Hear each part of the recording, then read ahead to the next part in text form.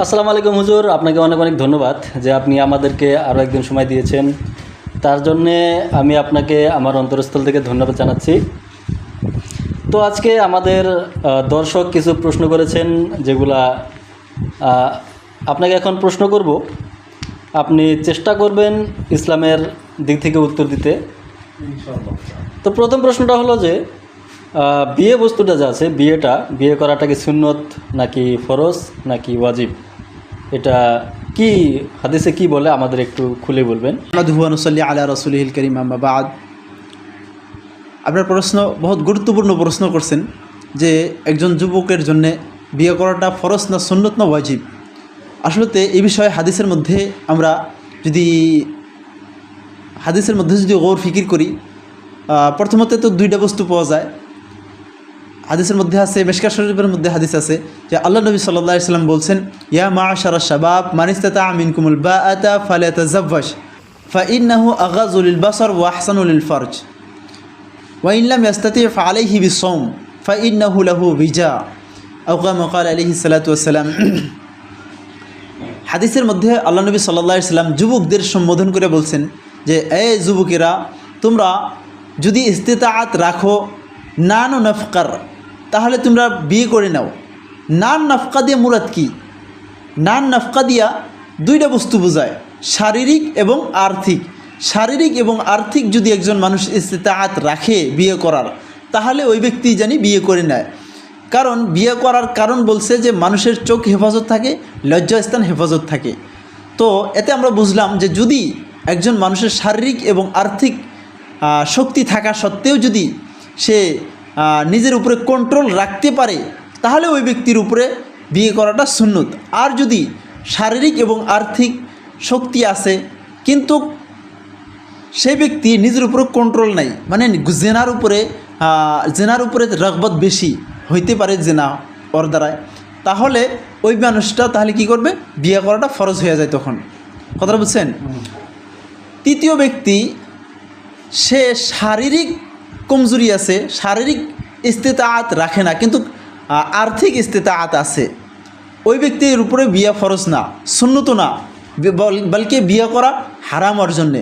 কারণ শারীরিক যদি ইস্তিতাআত না রাখে, গুনার থেকে বাঁচা তো দূরের কথা, গুনার মধ্যে আরও মুবতলা হবে। ও না হলো ও যাকে বিয়ে করবে, এক নম্বর ওর হক আদায় হবে না, দ্বিতীয় নম্বর ওই মেয়েটা যখন এর কাছে থেকে শারীরিক হক পাবে না, অন্য জায়গা সে গুনার মধ্যেই মুবতলা হওয়ার জন্য আর রাগবত হবে। এই জন্যেই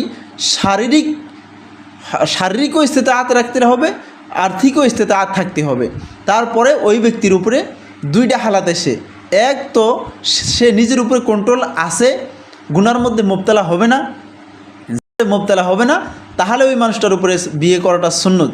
আর যদি নিজের উপরে কন্ট্রোল নাই আর জিনা করার সম্ভাবনাটা বেশি আছে, তাহলে ওই ব্যক্তির উপরে বিয়ে করাটা ফরজ হয়ে যায়। আশা করি উত্তরটা পাইছেন। 2 নম্বর প্রশ্ন হলো যে একজন পুরুষ বিয়ে করতে যখন যায়, একটা মেয়ের মধ্যে কি কি কোয়ালিটি দেখার দরকার, কি কোয়ালিটি থাকলে মেয়েটাকে বিয়ে করা ভালো, এটা ইসলামে কি বলে আমাদের একটু খুলে বলবেন? এটাও বহুত গুরুত্বপূর্ণ প্রশ্ন যে একজন মেয়ে মানুষের ভিতরে কি কি কোয়ালিটি দেখা একজন পুরুষ মানুষ চয়েস করবে। ঠিক আছে, এর পিছনে আমি একটা কথা কইতেছি, একজন মেয়ে মানুষের ভিতরে কোয়ালিটি দেখলেন, কিন্তু একজন পুরুষের ভিতরে কোয়ালিটি থাকা দরকার আছে কি না? হ্যাঁ, একজন মেয়ে মানুষও তো কোয়ালিটি দেখতে পারে না, ওরও তো অনুমতির কথা আছে, বা মানে মনের আশার কথা আছে, হ্যাঁ, ফিউচারের কথা আছে। তো দেখেন, হাদিসের মধ্যে যদি আমরা গৌর ফিকির করি, মিশকাত শরীফের মধ্যেও এই হাদিসটা আছে, বুখারীর হাওয়ালাতে মনে হয় আছে। তো আল্লাহ নবী সাল্লাল্লাহু আলাইহি সাল্লাম বলছেন, বাবুন নিকার মধ্যে আছে এই হাদিসটা, তুন কাহুল মারাআতু লি আরবাইন লিমালিহা ওয়ালি জামালিহা ওয়ালি হাসাবিহা ওয়ালি দীনিহা ফাজফার বিদাতিদ্দিন তারিবাত ইয়াদাক আও কামা ক্বালা আলাইহিস সালাতু ওয়াস সালাম। আল্লাহ নবী সাল্লাল্লাহু আলাইহি সাল্লাম বলছেন যে একজন মেয়ে মানুষে 4টা কারণে মানুষে বিয়ে করে, একজন যুবক 4টা কারণে বিয়ে করে। এক, তার ভিতরে তার কাছে যদি ধন সম্পত্তি থাকে, তার বাবা মার যদি ধন সম্পত্তি থাকে বা তার যদি ধন সম্পত্তি থাকে, ওই ধন সম্পত্তির লোভে একজন মানুষ বিয়ে করে। দ্বিতীয় লিমালি ওয়ালি জামালিহা, খুবসুরত যদি থাকে, ধন সম্পত্তি না থাকেও যদি তাও খুবসুরত যদি থাকে তাও বিয়ে করে। তৃতীয় ওয়ালি হাসাবিহা, একজন গরিব মানুষের মেয়ে পুরুষ গরিব মানুষ যদি থাকে, ও চায় যে আমি খানদান উঁচা দেখে বিয়ে করি, জানি আমার পাশে সাপোর্ট থাকে, একটু খানদান দেখেও বিয়ে করে মানুষ। ওয়ালি দিনইহা, 4 নম্বর বলছে দিনদারি দেখেও মানুষে বিয়ে করে। বহুত ভালো মানুষ আছে যে দিনদারি দেখে বিয়ে করে। তো আল্লাহ নবী সাল্লাল্লাহু আলাইহি সাল্লাম বলছেন ফাজফার বিদাতি দিন তারিবাতি ইয়াদাক, তোমরা দিনদারিকে তরজিহ দাও, দিনদারি দেখে বিয়ে করো। বাকি 3টার কোয়ালিটি দেখে বিয়ে করার দরকার নেই। ওই 3টা দেখে যে বিয়ে করবে তার সংসারে অশান্তি সৃষ্টি হওয়ার সম্ভাবনাটা বেশি থাকে। আল্লাহ নবী বলছে যে দিনদারিকে তরজিহ দাও, দিনদারি দেখে বিয়ে করো, তোমার সংসার সুখী হবে, তোমরা কামিয়াবি হবে, তোমাদের সংসার সুখী হবে এবং কামিয়াবি হবা। এই জন্যই আমাদের দরকার যে দিনদারি দেখে জানি আমরা বিয়ে করি। তারপরেও যদি দিনদারি থাকা সত্ত্বেও যদি কে ধন সম্পদ এবং হাসাব নাসব সব কিছু ঠিক আছে, খুবসুরত আছে, আলহামদুলিল্লাহ, নুরুন আল্লাহ নূর, হয় না নাই?